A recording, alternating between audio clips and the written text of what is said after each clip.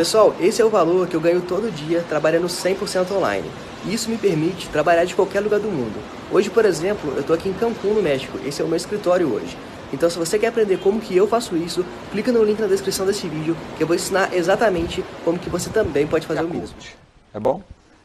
Yakult tem o Casei shirota, um dos lactobacilos, que é o seguinte, os lactobacilos que vivem na nosso intestino, eles são iguais cachorro.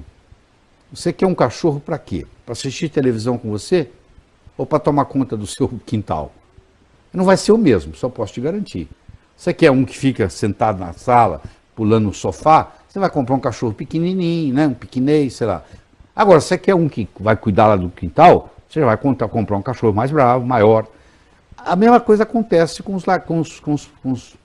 os probióticos que nós chamamos, que são essas bactérias amigas que vivem no intestino.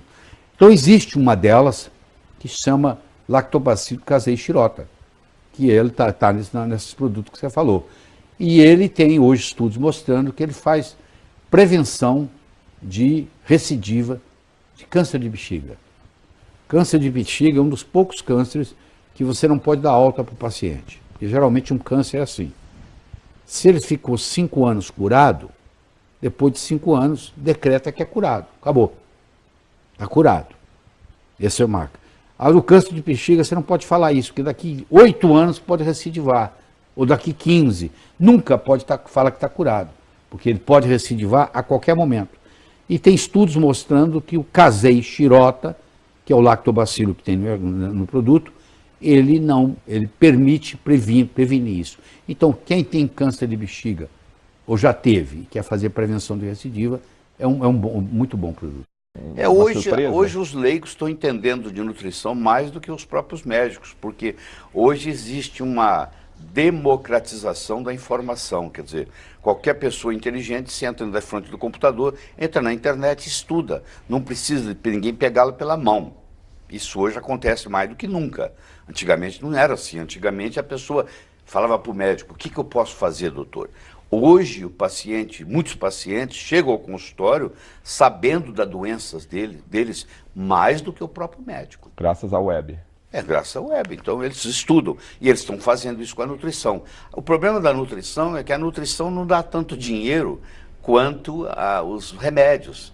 A máfia da indústria farmacêutica, porque isso é quase que uma máfia, entendeu? Porque é muito pesado. Eles gastam muito, investem muito para fazer a pesquisa, isso você tem que dar o mérito a eles, mas também eles têm que tirar essa diferença. Então tem muito dinheiro envolvido nessa história. E você falar para um sujeito que se ele comer curcumina, por exemplo, que é o açafrão da terra, que é também conhecido como falso açafrão, que é o açafrão da Índia, também chamado, que você usa quando você come uma comida indiana, você come o curry, que é aquele condimento amarelo que você compra no supermercado.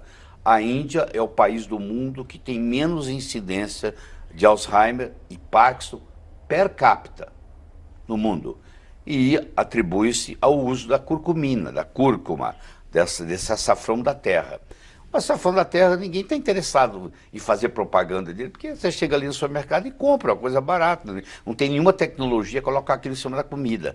Mas aquilo ali é o mais potente anti-inflamatório que a natureza fabrica. Então a pessoa, aquilo beneficia qualquer pessoa que começar a colocar o açafrão da terra na comida, essa pessoa vai melhorar o intestino, vai melhorar o pulmão, vai melhorar o coração, vai diminuir a chance de câncer, porque é um potente anti-inflamatório. Hoje todas as doenças crônicas degenerativas, quase um pleonasmo, são doenças relacionadas com o processo inflamatório. Então existe uma inflamação subclínica, que a gente chama. Você fala, mas eu não tenho nada inflamado. Não precisa ficar vermelho, não precisa doer. São pequenas inflamações que ocorrem no corpo da pessoa, que aumentam uma substância chamada citocinas, e essas citocinas perturbam o metabolismo do corpo a ponto de predispor esse corpo a doenças. Então, por trás do Alzheimer tem inflamação, por trás do Parkinson tem inflamação, por trás do câncer tem inflamação. Quando você pega um produto que tem um processo anti-inflamatório natural, como é o açafrão da terra, como é a curcumina, que é extraída do açafrão da terra, você melhora muita coisa, entendeu? Então, em vez de tomar o remédio tradicional que se compra na farmácia, opta por uma alimentação. Pois é, quando você compra um anti-inflamatório na farmácia, você vai pagar um preço, porque quando ele cai no seu estômago, ele perturba o metabolismo do estômago. Quando ele cai no intestino, ele faz buracos na membrana. Aí a pessoa desenvolve o que se chama hiperpermeabilidade intestinal. Começa a vazar do intestino para o sangue coisas que não deveria. Por exemplo, uma proteína não digerida que ia sair nas fezes, agora como o anti-inflamatório frequente lesou, aí passa, entendeu? E isso, logicamente, tem estudos científicos para aquela Como pessoa. tem? Você vê, pessoas que têm esse costume de ingerir analgésicos. A principal causa de transplante renal nos Estados Unidos, que é onde tem estatística, é o uso abusivo de analgésicos. A pessoa toma um analgésico achando que não é nada. Pô. Amanhã eu vou tomar de novo, qualquer dor de cabeça eu tomo um analgésico. E aí lesa o rim, depois aparece lá, tem que fazer hemodiálise, não sabe por quê. Mas por que eu tenho que fazer hemodiálise? Porque você tomou analgésico a vida inteira. Isso é uma coisa simples. Aí se encaixa, então, aquela frase do Hipócrates. A qual delas? A fazer do seu alimento. O Hipócrates é o pai da medicina moderna. Apesar de ter vivido 400 anos antes de Cristo, todo médico, quando se forma, no dia da formatura, faz-se o juramento de Hipócrates. E Hipócrates dizia que o seu alimento seja o seu remédio e que o seu remédio seja o seu alimento. Isso 400 anos antes de Cristo. Isso hoje é como se essa frase tivesse sido dita ontem. Por quê? Porque até 2003, todo mundo pensava que quem controlava a biologia era a genética, era o DNA. E a gente esperava que o ser humano teria no mínimo 120 mil genes. Mínimo. Se você conversasse com qualquer cientista renomado e perguntasse assim, qual a sua aposta de quantos genes o ser humano tem? E variava entre 120 mil e 150 mil, porque nós temos em torno de 120 mil proteínas diferentes no corpo. Aí, qual não foi a surpresa? Quando o genoma humano foi publicado em 2003, nós temos apenas 23 mil genes funcionais. Só para você ter uma ideia, o arroz que você vai comer no almoço hoje tem 35 mil genes. Nós temos 23 mil genes. O arroz tem mais que o ser humano. Bem mais, bem mais. Aí você fala assim, mas eu sou muito mais complexo do que um arroz. Justamente, aí vem a explicação, que não é não é a genética que domina a biologia, é a epigenética.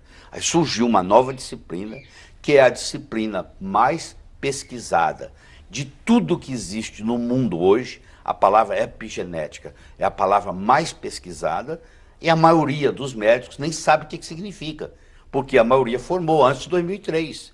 E mesmo aqueles que estão estudando agora, a maioria dos professores ainda não se atualizou sobre a epigenética. Então você encontra uma minoria, 0,001% dos médicos que têm algum conhecimento epigenético.